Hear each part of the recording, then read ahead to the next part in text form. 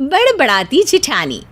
सिम्मी की शादी एक जॉइंट फैमिली में होती है जहां उसके पति राकेश के चाचा चाची भी साथ रहते थे। उनकी बहू मेघा सिम्मी की जिठानी लगती थी। अरे मेघा, राकेश आ गया है, उसका खाना लगा दे बेटा। हाँ माँ, बस वो चेंज कर ले, मैं खाना लगा दूंगी। सबके कमरे में जाने के बाद सिम्मी और राकेश साथ खाना खाते हैं, जिसे देखकर मेघा को जलन होने लगती है। अरे सिम्मी, हमारे घर में पति के साथ खाना खाने का रिवाज नहीं है, तुम्हें राकेश ने बताया नहीं क्या? सिम्मी मुस्कुराकर वहां से चली जाती है कि मेघा सिम्मी की सास के पास जाती है। अरे चाची जी, राकेश भैया तो सीधे हैं, कछु नहीं बोलते, कछु नहीं समझते, लेकिन आप तो सयानी है ना। अब देखिए, साथ बैठकर खाती है भैया के, कुछ झूठा मीठा उसका भैया के पेट में चला जाए तो सिम्मी को तो पाप लगेगा ना, पाप। सिम्मी मेघा की बात सुन लेती है लेकिन कुछ नहीं बोलती। अगले दिन, सिम्मी, मैं मुंबई जा रहा हूँ, तुमको चलना है तो साथ चलो। मेघा राकेश की बात सुनती है और सीधे सिम्मी की सास के पास जाती है।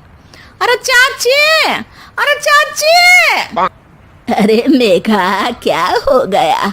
बहुत परेशान लग रही है, सब ठीक तो है ना? अरे नहीं ना चाची, कैसा ठीक है?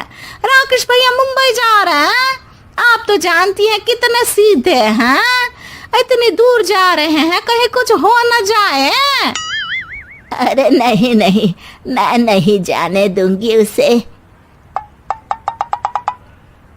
अरे सिम्मी, पता चला है कि राकेश मुंबई जा रहा है। ना बेटा ना, वो नहीं जा सकता। अरे माँ, उन्हें ऑफिस के काम से जाना था, लेकिन आपको तो पता है ना, उन्हीं दिनों मेरे मायके में शादी है, तो वो अपनी जगह किसी और को भेज रहे हैं। अच्छा अच्छा, तो फिर ठीक है।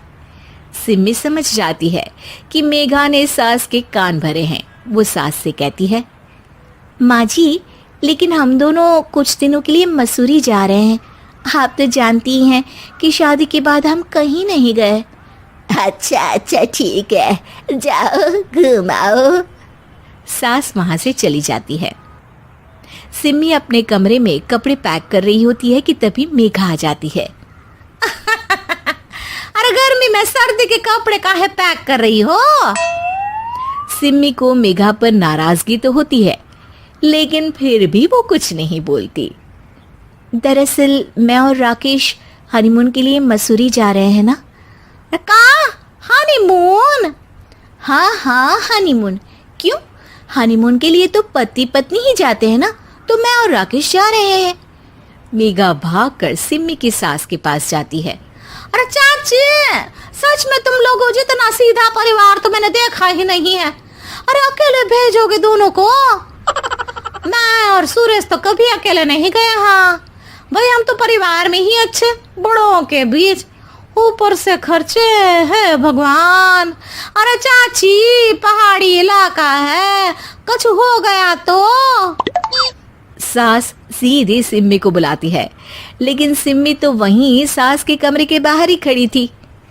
बस मेघा दीदी, आपसे यही उम्मीद थी।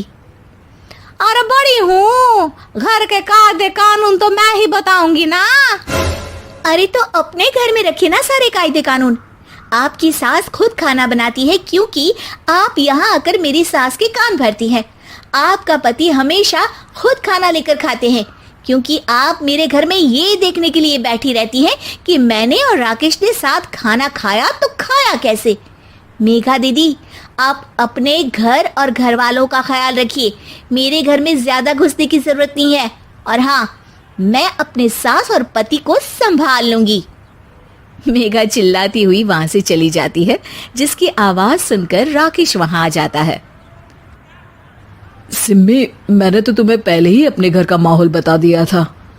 हाँ राकेश, तुम्हारे घर का माहौल बहुत अच्छा है, लेकिन बाहर से कुछ लोग आकर इसे खराब करना चाहते हैं, जो मैं नहीं होने दूंगी।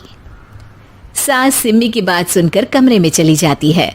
सिमी और राकेश घूमने जाते हैं और जब वापस आते हैं तो दरवाजे में मेघा और उसके पति खड़े होते हैं, वो भी सामान लेकर। अब छोटे मर्यादा तोड़कर घूम रहे हैं तो हम काहे नहीं। अरे भाभी, तो आपको किसने मना किया है?